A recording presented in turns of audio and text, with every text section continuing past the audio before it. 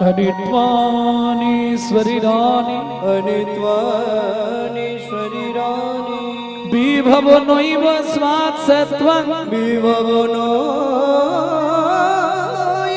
शाश्वत नित्वं सन्निहितं मृत्यु सन्निहितं मृत्यु तं कर्तव्यं धर्मो संचयो कर्तव्यं धर्म संचयो। বর্তমান কলি যুগ মৃত্যু কিন্তু পিছনে পিছনে ঘুরছে। যা গল্প যার মনে যা গল্প কথা আছে আজকেই সেরে নাও এখানে বসে, কালকে আর বলতে পারবে কিনা এর কোনো গ্যারান্টি নেই, কারণ ভালো ব্যবস্থা আছে, সুন্দর প্যান্ডেলের তলায় পাকা চলছে, আরামে বসে বসে গল্প করার একটা আলাদা মূল্য, কি কোনো চিন্তা নেই। তবে মনে রেখো বারে বারে আর আশা, আবার কি পরজন্মে মানুষ হব আর হবে?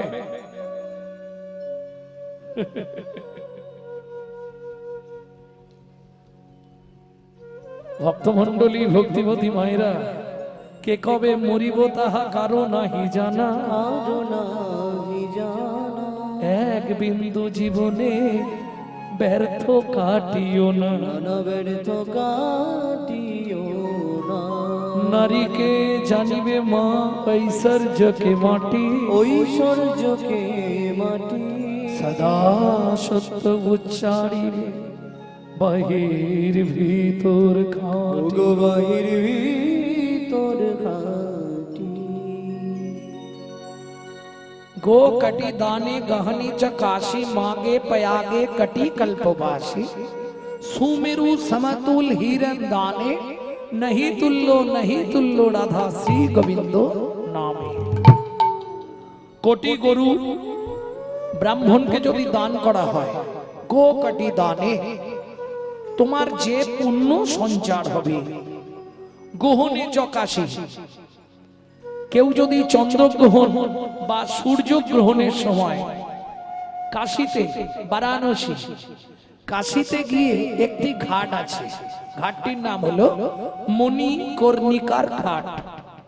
এই মণিকর্ণিকার ঘাটে গ্রহণের সময় যদি কোনো ব্যক্তি স্নান করে, সে যত মহাপাপ তার জীবনে থাক ওই মুহূর্তে সব ধুয়ে মুছে সে নতুন জীবন পাবে।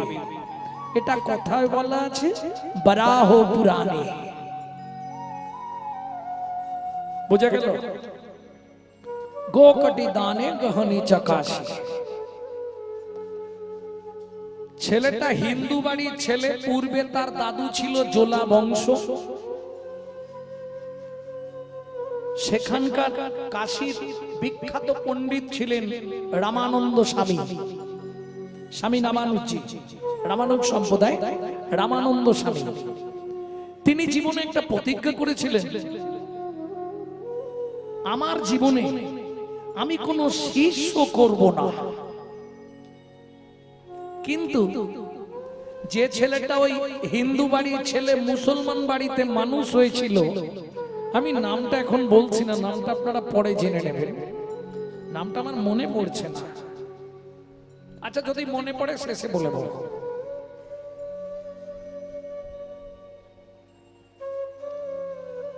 দীর্ঘদিন মুসলমানের বাড়ি মানুষ হলো, তবে ভক্ত হরিদাস নয়। কেমন? অনেকে ভাবছেন মুসলমানের বাড়ি তো মানুষ হয়েছিল, হিন্দু বাড়ির ছেলে, তাহলে জবন হরিদাস না। হরিদাস মণিকর্ণিকার ঘাটে যাননি। তার ছেলেটা যখন শুনলো রামানুজ স্বামী রামানন্দ স্বামী কোনো শিষ্য করবে না, ছেলেটা মনে মনে প্রতিজ্ঞা করলো যদি জীবনে গুরু করতে হয় তো ওনাকেই গুরু করব। তাহলে একজনের প্রতিজ্ঞা জীবনে আমি শিষ্য করব না, আর একজনে একটি ছেলের প্রতিজ্ঞা জীবনে যদি শিষ্য হতে হয় ওনারই শিষ্য হব। বিভিন্ন প্ল্যান করছে, যে প্ল্যানটাই করে সেটাই মাটি হয়ে যায়। তবে প্রত্যেকদিন ভোরবেলা তৃতীয় প্রহরে রামানন্দ স্বামী এই মণিকর্ণিকার ঘাটেই স্নান করতে আসে। ছেলেটা সারা রাত ধরে রাত্রিবেলা বাড়ি থেকে বেরিয়ে গেছে, সারা রাত ঘাটে বসে বসে চিন্তা করে ঘাটের একটা পাথরকে সরিয়ে ফেলে দিয়ে পাথরের মতো শুয়ে আছে। দীক্ষা দেবে না, দিতেই হবে। একদম একটা ধাপ হয়ে শুয়ে আছে। ভোরবেলা ঝুঁঝগো তখনও পরিষ্কার হয়নি, রামানন্দ স্বামী আসছে স্নান করতে। ও কিন্তু লক্ষ্য রেখেছে, একদম চিৎ হয়ে শুয়ে আছে, কোনো চিন্তা নেই। এইবার তখনও তো চারদিক পরিষ্কার নয়। রামানন্দ স্বামী রামানুজ সম্প্রদায়, উনি এক দুই তৃতীয় ধাপে পা দেবার সঙ্গে সঙ্গে ওই ছেলেটার বুকের ওপরেই পাটা পড়েছে। সব ধাপগুলো পাথরে শক্ত, এটা নরম লাগলো কেন? এই যেই নরম লেগেছে চিৎকার উঠেছে, করে উঠেছে রামানন্দ স্বামী, রাম কহো, রাম কহো, রাম কহো। সঙ্গে সঙ্গে পরের ধাপে পা দিয়ে জলে নেমেছে। ঘুরে দেখছে ঘাটের ওপরে ছেলেটা নাচতে শুরু করেছে। আমার দীক্ষা নেওয়া হয়ে গেল, দীক্ষা নেওয়া হয়ে গেল। রামানন্দ স্বামী তো ব্যাপারটা বুঝতে পারেন। উনি স্নান সেরে সূর্যদেবকে জল দিয়ে এইবার উঠে এসছে। এই তুই নাচছিস কেন? আপনি বলেছিলেন কাউকে শিষ্য করবেন না, আমি কিন্তু দীক্ষা পেয়ে গেলাম। কি করে পেলি? ও মা, আপনি তো আমার বুকের ওপর পা দিয়ে রাম কহ, রাম কহ, রাম কহ তিনবার কইলে উচ্চারণ, কইলে উচ্চারণ, উহাতে হইল আমার দীক্ষা গ্রহণ। দীক্ষা গ্রহণ। গুরুদেব স্পর্শ করে যেটা বলবে সেটাই মন্ত্র। তাহলে আপনি আমার বুকে পা দিয়েছেন আর রাম কহ, রাম কহ, রাম কহ তিনবার বলে দিয়েছেন, তা আমার তো দীক্ষা নেওয়া হয়ে গেল। শোন, আমি জীবনে কাউকে শিষ্য করিনি বাবা, তুই এই ভুল করিস না। ও মা, আমি কি আপনার শিষ্য হতে চেয়েছি? আপনি দেবেন না বলেছিলেন, আমি চেষ্টা করে দেখলাম, হয়ে গেল। তা হয়ে গেছে যখন, এবার তো স্বীকার করতে হবে। বলুন আমার কর্ম কি? বললে আজ থেকে এই ঘাটে বসবি, কতজন আসছে আর কতজন যাচ্ছে এটা গুনে রাখবি, সব সময় ভগবানের চিন্তা করবি আর ভগবানকে নিয়ে বসে বসে গান রচনা করবি। এই দীক্ষার পরে ছেলেটি প্রথম যে গানটি রচনা করেছিল সেটাই শোনাবো। ছেলেটির নাম হলো ভক্ত কবিরজি। ভক্ত কবির গানটি কি লিখলো আপনারা গানটা জানেন, কিন্তু ছেলেটা যে এই ছেলেটারই লেখা, তার পিছনেই যে ইতিহাসটা এটা আপনারা জানেন। ডুব ডুব ডুব ডুব সাগরে আমার মন আমার, ডুব ডুব ডুব ডুব সাগরে আমার মন আমার, ডুব ডুব ডুব ডুব সাগরে আমার মন আমার, ডুব ডুব ডুব ডুব সাগরে আমার মন। তলা তল পাতাল খুঁজে, তলা তল পাতাল খুঁজে, তলা তল পাতাল খুঁজে, তলা তল পাতাল খুঁজে, পাবি রে প্রেম রত্ন ধন। ডুব ডুব ডুব ডুব সাগরে আমার মন আমার, ডুব ডুব ডুব ডুব সাগরে আমার মন আমার, ড্যাং ড্যাং ড্যাং ড্যাঙাই ডিঙা চালায় আমার সে কুঞ্জ। ড্যাং ড্যাং ড্যাং ড্যাঙাই ডিঙা চালাই আমার সে কুঞ্জ। ধিক ধিক ধিক জ্ঞানের বাতি, দিক দিক দিক জ্ঞানের বাতি, জ্বলছে হৃদে সর্বক্ষণ। ডুব ডুব ডুব ডুব সাগরে আমার মন আমার, ডুব ডুব ডুব ডুব সাগরে আমার মন আমার, ডুব ডুব ডুব ডুব সাগরে আমার মন। খুঁজ খুঁজ খুঁজ খুঁজলে পাবি হৃদয় মাঝে বৃন্দাবন। খুঁজ খুঁজ খুঁজ খুঁজলে পাবি নয় মাঝে বৃন্দাবন।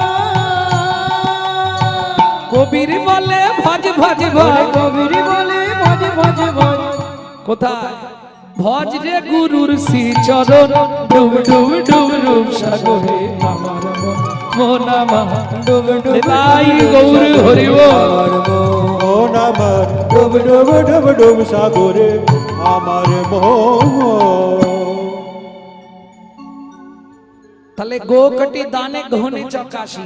মাঘ মাসে কেউ যদি পয়াগ তীর্থ করে, জানেন মাঘ মাসে পয়াগ তীর্থ করলে প্রচুর পুণ্য সঞ্চার হয়। মাঘে পয়াগে কটি কল্পবাসে সুমেরু সমতুল। সোনা দান করলে তোমার সোনার সংসার গড়ে উঠবে। আগেকার দিনে এগুলো প্রবাদ ছিল। সোনা দান করতে হবে। আবার কাকে দান করবেন না? ব্রাহ্মণকে। তবে আমাদের মতো ব্রাহ্মণকে না, আগেকার যারা ব্রাহ্মণ ছিল। কেমন? সোনা দান করলে যে পুণ্য তোমার সঞ্চার হবে। এতগুলো কাজ করলে তোমার যে পুণ্য সঞ্চার হবে সেই পুণ্যটা পাওয়া যাবে কিসে? গোকটি দানে গহনে চকাশি মাগে পয়াগে কোটি কল্পবাসী সুমেরু সমতুল হিরণ দানে। বলছে এতগুলো করলে যে পুণ্য সঞ্চার হবে নহি তুল্য রাধা শ্রী গোবিন্দ নামে।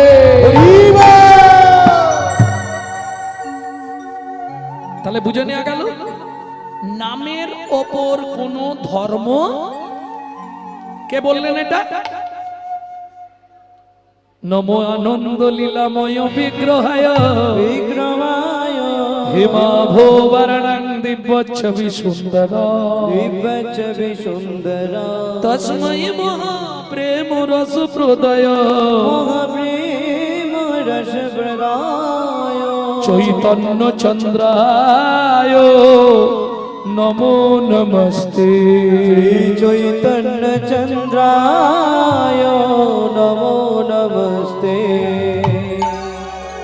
এই শ্লোকটি যিনি রচনা করলেন তিনি কে? প্রথম যখন মহাপ্রভু পুরীতে গেলেন জগন্নাথকে দর্শন করতে, পুরীর পান্ডারা ধাক্কা দিয়ে মহাপ্রভুকে ফেলে দিলেন। মহাপ্রভুর দেহটা মাটিতে পড়ার আগে এক ভক্ত কোল পেতে দিয়েছিলেন। তিনি কে? তৎকালীন যুগে যিনি জগন্নাথের সেবক, তিনি মহাপ্রভুকে ওই মুহূর্তে কোলের ওপর নিয়ে এই শ্লোকটি রচনা করেছিলেন। তিনি হলেন সার্বভৌম ভট্টাচার্য। আনন্দ লীলাময়, যাকে দেখার সঙ্গে সঙ্গে আস্তে কীর্তন পরে শুনবে, আগে শোনো ভালো করে। সারা রাত হরিনাম শুনলে 25 ভাগ পুণ্য সঞ্চার হয়। কোথায় বলা আছে? হরিভক্তি বিলাসের 773 পৃষ্ঠায়। আর হরিবাসরে একটা আন কথা বললে 75 ভাগ মহাপাপ হয়। 2 টাকার পুণ্য কিনতে এসে 10 টাকার পাপ কিনে নিয়ে বাড়ি গিয়ে লাভ কি মা? বলো। এত হরিনাম শুনছো, বাড়িতে অশান্তি কমেছে? এগুলো কোনো সময় তোমরা ভাববে না যে এত হরিনাম শুনছি, এত ভগবানকে ডাকছি, তবু বাড়িতে তো অশান্তি বেড়েই যাচ্ছে। এর কারণটা কি? কারণটা আগে খোঁজো। উপকার কি হচ্ছে? কেন হবে না? যে হরিনামে গাছ নাচে, যে হরিনামে মোড়া বাঁচে, যে হরিনামে কুষ্ঠ ব্যাধি মোচন হয়, সেই হরিনামে এত শুনছি, এত। আজকে ধরুন দক্ষিণ 24 পরগনা ছিল বলে তো কীর্তনিয়াদের হাঁড়ি চাপে। এটা আগেও বলেছি, এখনো বলে দিচ্ছি। দক্ষিণ 24 পরগনায় যার কীর্তন নেই সে কোথাও খেতে পাবে না। এটা যতখানি সত্যি, এটাও ততখানি সত্যি। আজকে দক্ষিণ 24 পরগনা ছিল বলে হাইকোর্টের উকিলগুলো বেঁচে আছে।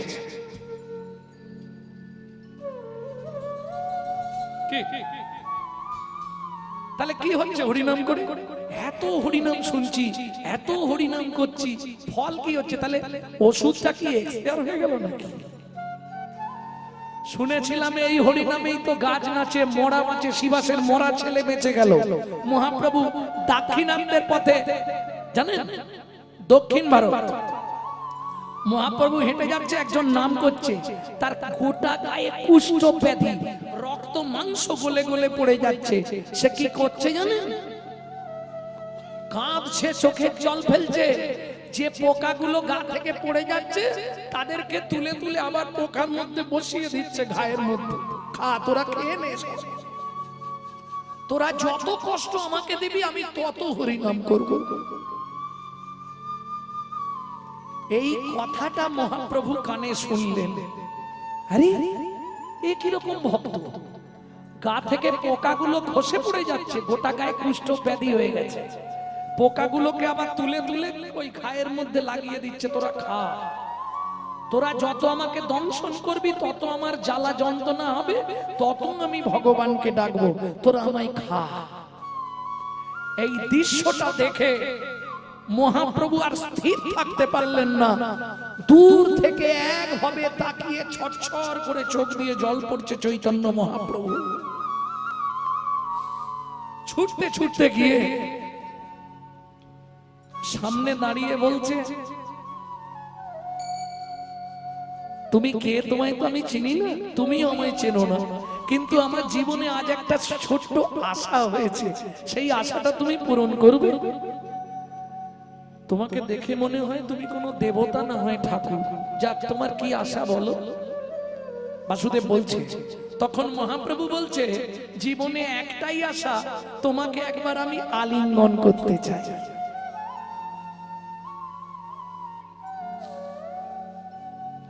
বাসুদেব কাঁদছে আর বলছে, দয়া দয়া এই আবার তোমার কোন ছলনা, সবাই আমাকে দেখলে ঘৃণা করে, ঘৃণা করে, আমাকে দেখলে দূর দিয়ে চলে যায়, আমাকে দেখলে দূর দিয়ে চলে যায়। তুমি কি না এসেছো আমাকে একবার আলিঙ্গন করতে, আলিঙ্গন করতে। তুমি কে আমি তোমায় চিনি না জানি না, তবে শোনো তুমি যেই হও ও কাজ তুমি করো না, আমার গোটা গায়ে কুষ্ঠ ব্যাধি। তবে তুমি যখন যে এসেছো আমার একটা ইচ্ছা তুমি পূর্ণ করে যাও, আমি তোমায় একটা শুধু প্রণাম করতে চাই।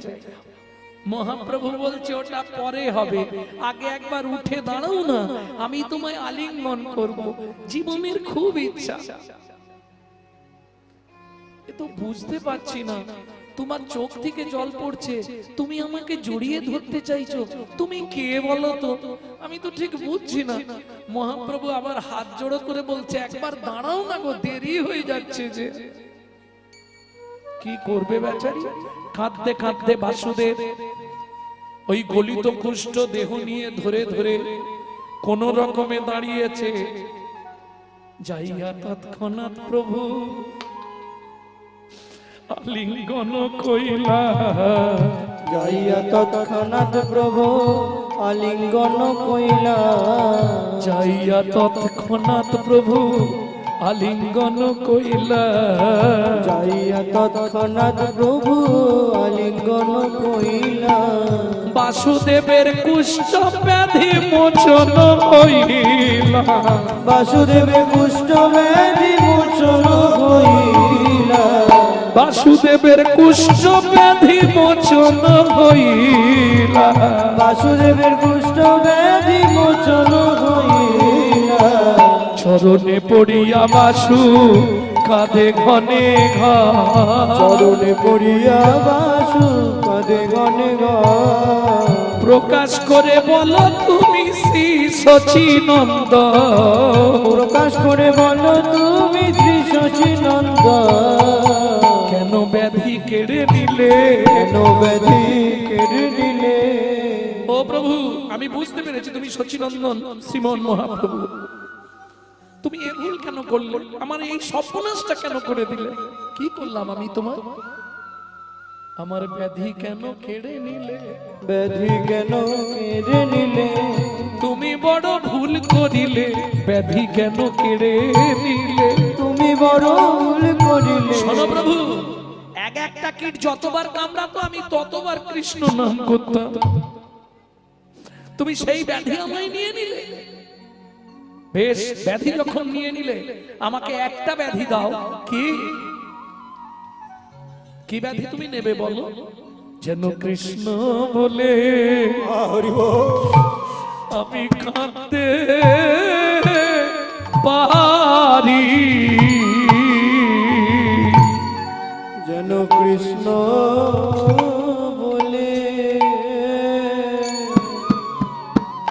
আমি কাঁদতে পারি। দয়াময় ফুরায় না যেন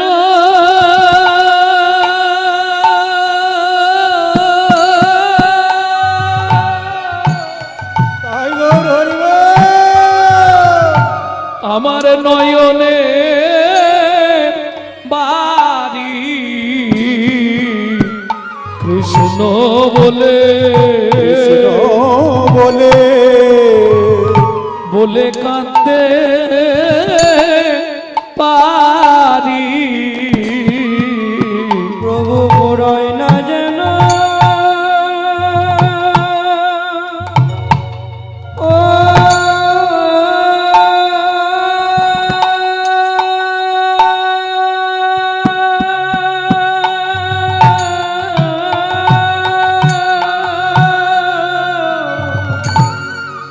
আমার নয়নের বাড়ি। তুমি যা করো গো রাঙ্গ হরি, আমার পুরয় না যেন নয়নের বাড়ি। যেন কৃষ্ণ বলে কাঁদতে পারি। তুমি যা করো গো রাঙ্গ হরি, আমি এই মিনতি চরণে ধরি। যেন পুরয় না আমার নয়নের বাড়ি। আমি এই মিনতি চরণে ধরি।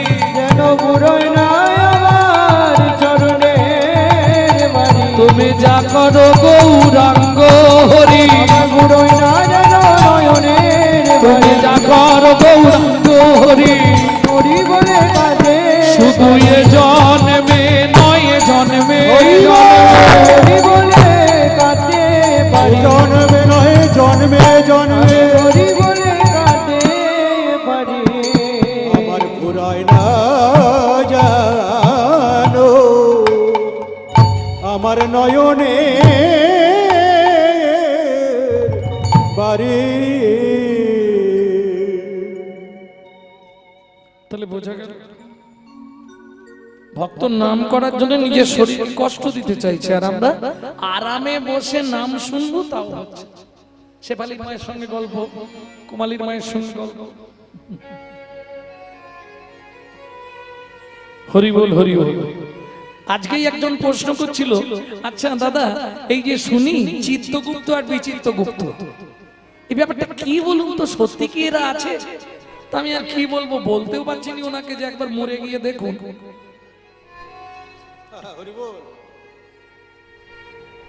আছে না নেই এসব গল্প না?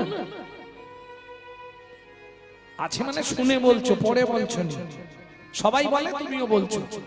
পাপ পুণ্যের হিসাব লিখছে চিত্তগুপ্ত বিচিত্রগুপ্ত, এরা হচ্ছে জমের ডান হাত আর বাঁ হাত।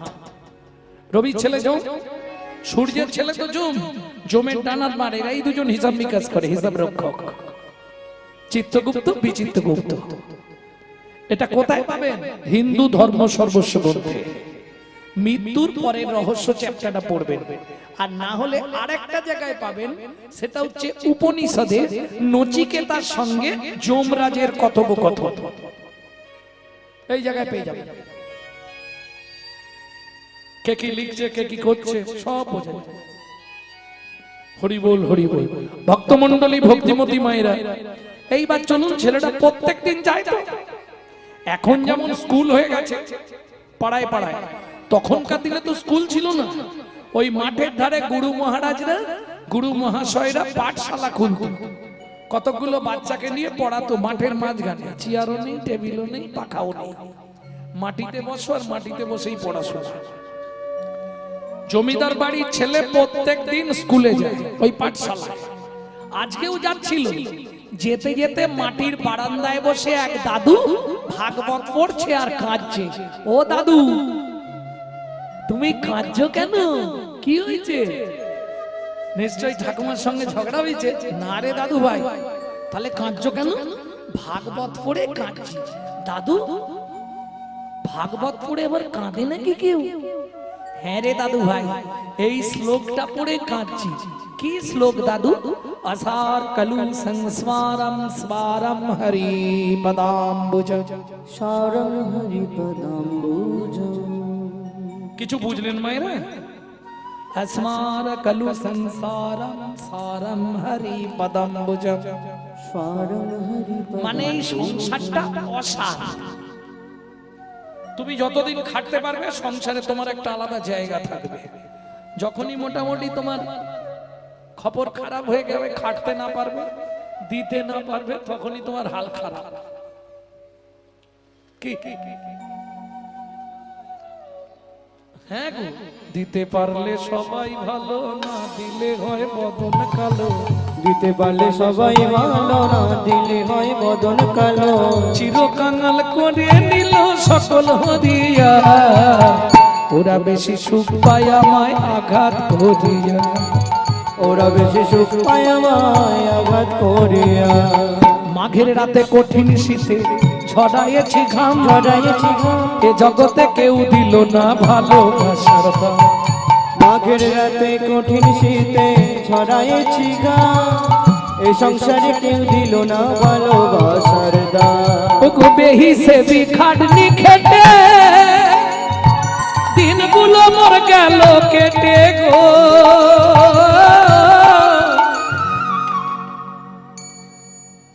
একটা মানুষ দুপুরে খাবার টাইম কটা? একটা, দেড়টা, হাটলি দুটো।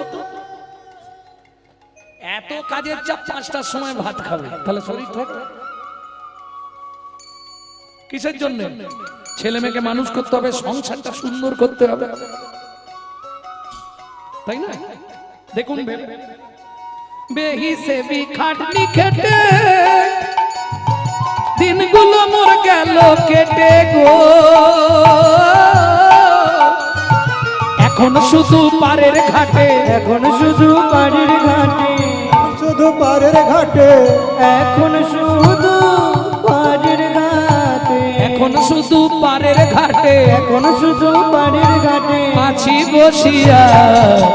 ওরা শুধু সুখ পায় আমায় আঘাত করিয়া। ও ওরা বেশি সুখ পায় আমায় আঘাত করিয়া। যাদের লাগি খাটলাম এত সারা জীবন ভরিয়া, ওরা বেশি সুখ পায় আমায় আঘাত করিয়া। ওরা বেশি সুখ পায় আমায় আঘাত নিতাই করিয়া। গৌর হরিব। ও মায়েরা, ঠাকুরের কাছে গেলে আমরা চাই না দিই, মনের মতো চেয়ে নেই সবাই। দাদু, ও দাদু, তুমি কাঁদছো কেন? ঠাকুরকে বলতে পারো নি তোমার যেটা দরকার দিয়ে দিতে? বাচ্চা ছেলে তো বোঝে না। ঠাকুরকে তো বলতে পারো যে ঠাকুর আমাকে এইটা দাও, আমাকে ওইটা দাও। শোন দাদু ভাই, জীবনের সার হলো হরিচরণ। ছেলেটা সব ভুলে গিয়ে ওই কথাটা মগজে লেগেছে, জমিদার বাড়ির ছেলে, এ জীবনের সার হলো হরিচরণ। ছেলেটা পাঠশালা থেকে ফিরেছে, পড়াশোনা করে ফিরবার সময় বাড়ির একটু আগে পুকুরের ধারে গাছের তলায় জামা, জুতো, বই, ব্যাগ সব রেখে দিয়ে চম্পট।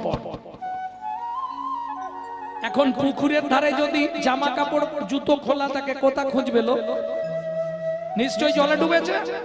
তোলপাড় করে পুকুর খোঁজা হলো, কোথাও নেই। ও মা, জমিদার আদেশ করলেন পুকুরের জল ছিঁচে দাও। তাও ছেঁচা হলো, খুঁজে আর পাওয়া গেল না। পাবে কি করে?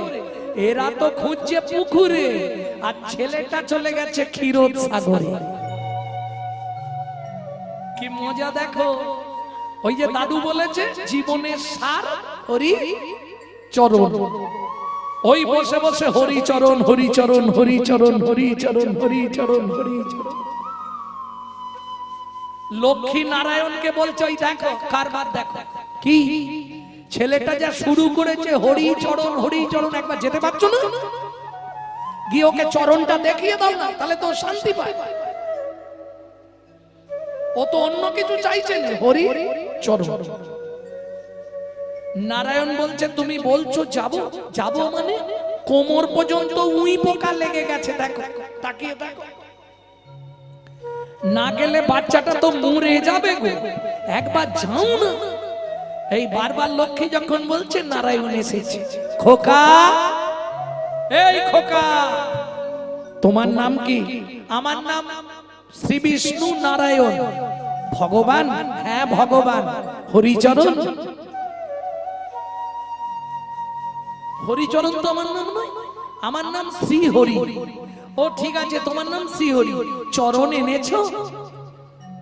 কি বোকা ছেলে, চরণ ছাড়া কেউ আসতে পারে? দাদু বলেছে জীবনের সার হরি চরণ। তুমি তুমি সত্যি বলবে চরণটা কি এনেছো? হ্যাঁ এনেছি। চোখ খোল। চোখটা খুলেছে ছেলেটা। এত তাড়াতাড়ি চলে এলে? শোন, তুই যেদিন থেকে এসেছিস আজকে পর্যন্ত 42,000 বছর হয়েছে। সত্য যুগ বলছি, খালি শুনে যা। ভক্তমণ্ডলী, ভক্তিমতী মায়ের এগুলো অজানা তথ্য। অজানা কথাগুলো জানলে, অজানা আছে যাকে, জানিতে হবে তাকে। না জানিলে শেষকালে যাবে তুমি জম লোকে। ভক্তমণ্ডলী, ভক্তিমতী মায়েরা, বেশ তুই কি জন্যে চোখ খুলে, চোখ বন্ধ করে কাঁদছিস? ওই তো দাদু বলেছে জীবনের সার হরি চরণ। তুমি চরণটা এনেছো তো? এনেছি। কি নিবি তাই বল। বলে ভগবান কি? আগে বলো তোমার গোডাউনে কি কি আছে। কেন তোকে এটা বলবো কেন? এই দেখো সেই কথা বলছে। ও চাপার মা, কি করো বলো তো? ওকে সামনে পাঠিয়ে। জীবনের সার কথা বললে সত্যি বিরক্ত হয়, আমার বিশেষ করে খুব বিরক্ত হয়। ভক্তমণ্ডলী, ভক্তিমতী মায়েরা, ওই যে বললাম 2 টাকার পুণ্য কিনতে এসে 200 টাকার পাপ কিনে নিয়ে বাড়ি যাবে। ভক্তমণ্ডলী, ভক্তিমতী মায়েরা, চলুন ভগবান বলছে তাহলে তুই কি নিবি বল। বলে তোমার গোডাউনে কি কি আছে আগে বল। ভগবান বলে হ্যাঁ রে, পৃথিবীতে সবাই চায় আমি দিই, কেউ জানতে চায় আমার কি আছে, আমার কি নেই, তাই তুই বল। বলে ও ভগবান, যা চাইবো তাই দিয়ে দিবে? হ্যাঁ, তবে কি কি নিবি শুধু বল। বলে কি কি তবু দিতে পারবে একটু বলো না। আমার লক্ষ্মীকে নেবে? বলে ভগবান কি তোমার কাণ্ড জ্ঞান নেই। কেন? যে যত বড় সাধক নিজের বউকে কেউ দিয়ে দেয়? ভগবান বলে আচ্ছা ভুল হয়েছে, ঠিক আছে তাহলে লক্ষ্মীকে নিবি নি? বলে না, মাকে না বলে পালিয়ে এসেছি। আবার মা? ও তো মা এলেই খালি কানে পাক দিয়ে খাওয়াবে আর ঘুম পাড়াবে, ও মায়ের দরকার নেই। ঠিক আছে তুই তাহলে সারা পৃথিবীর মালিক হয়ে যা, অত ভার নিতে পারবো না। তাহলে কি নিবি তুই বল। আমি বলবো? বল। সত্যি বলি? বল না, কি নিবি তাই বল। শোনো, উপরতলার লোকেদের বিশ্বাস নেই, তুমি মাথা ছুঁয়ে বল আমি যা চাইবো দেবে। দেবো রে, তুই যা চাইবি তোকে দেবে। বলে মাথা ছুঁয়ে বল, উঠে আয়। তোমার কি মাথা খারাপ হয়েছে? ভগবান কি আমি বসে বসে মন্ত্র জপ করছি আসনে, তুমি দিবে বলে তোমার কাছে হ্যাংলার মতো উঠে চলে যাব? তুমি যদি দিবে তোমার ইচ্ছা হয় এখানে এসে দিয়ে যাও। ভগবান বলে বাপের জন্মে এরম ছেলে প্রথম দেখলে, এ আমার জীবনে প্রথম দেখছি, কাউকে দেখিনি। ঠিক আছে দাঁড়া আমি যাচ্ছি। এই তোর মাথা ছুঁয়ে বলছি, তুই যা চাইবি তোকে তাই দেব দেব দেব। বলে ভগবান কি এখানেও চালাকি? কেন কি চালাকি করলাম? মাথা ছুঁয়ে বললে দেব, ছেড়ে দিয়ে বললে দেব দেব দেব। হাতটা রাখো তো। রেখেছি, এইবার চেপে ধরেছে। বলো তুই যা চাইবি তোকে তাই দেব দেব দেব। এইবার ঠিক বললে, আগে তো হাত ছেড়ে বলে ঠিক আছে বল কি নিবি? আবার বলছি মনু দেখ, এমন জিনিস চা জীবনের অভাব চলে যাবে, সারা পৃথিবীর মালিক হয়ে যা। আমি বলছি শুন ভগবান, তুমি আমার পরিচয় জানো? আমি মনু বংশের রাজার একমাত্র প্রদীপ, একমাত্র ছেলে। আমার নাম চন্দ্রকান্ত মনু। ভগবান বলে তুই মনু বংশের ছেলে? হ্যাঁ, কি বুঝলে? হ্যাঁ, আজ এমন জিনিস চাইবো, দেখো না তুমি কি করবে। ভগবান তো চিন্তায় পড়ে যাচ্ছে কি চাইবে। ও মাইরা, এর ফাঁকে একটা কথা আপনাদের বলে দিই। ধরুন আপনারা ঠাকুর ঘরে যান, কিছু চান তো? কি চান? এ জন্মে যা হলো হলো, পরের জন্মে একজন বড় লোক বাড়ি বউ করে দিও নাকি? তাহলে কি চাইবে? এটা চাইবে না? আচ্ছা আমি তোমাদের হয়ে বলছি, যদি তোমাদের পছন্দ হয় তাহলে মায়েরা উলুধ্বনি আর বাবারা জয়ধ্বনি দেবেন, আর যদি পছন্দ না হয় তাহলে কিন্তু নিস্তব্ধ থাকবেন। আমি বুঝে নেব যে এদের এই চাওয়াটা পছন্দ হলো না। আবার যদি আসি দয়া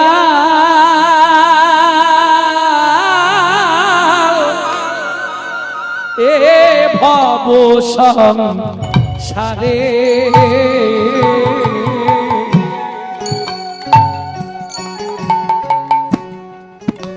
আবার যদি আসি দয়া